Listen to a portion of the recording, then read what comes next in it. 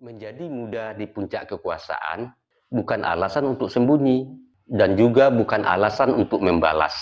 Ia memilih etika, memilih kerja, dan memilih masa depan. Karena Indonesia tidaklah dibangun oleh teriakan, melainkan oleh ketekunan, bukan oleh cercaan, dan juga oleh keberanian yang berjalan terus meski disakiti.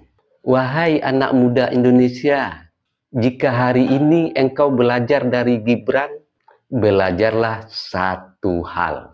Luka tak harus dipamerkan, cukup dijadikan alasan melangkah untuk lebih jauh ke depan. Tetap melaju, itulah tanda tanggung jawab kepada amanah.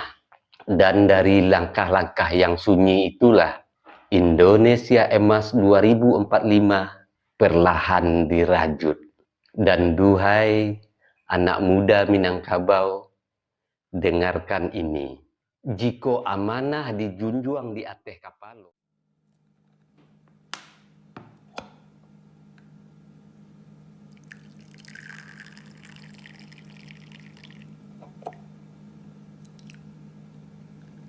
Sahabat, ngopi dulu. Kita ngopi. Bismillah.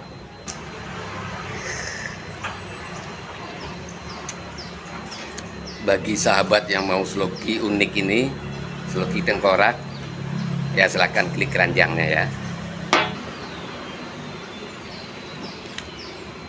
Sahabat, bagi perokok tahu persis rasanya ketika dia mau menyalakan rokok di pinggir pantai atau di tanah lapang, itu pasti banyak angin. Dan untuk merokok, menyalakan koreknya pasti kesulitan. Pasti padam oleh tiupan angin. Tapi semuanya tidak akan terjadi lagi jika korek kita ini. Ya, ini korek gas, kapasitas gasnya besar dan apinya kuat. Ya, tidak akan padam ditiup angin.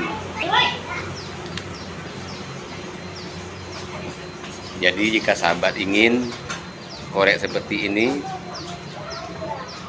cek di keranjangnya ya, di keranjang produk.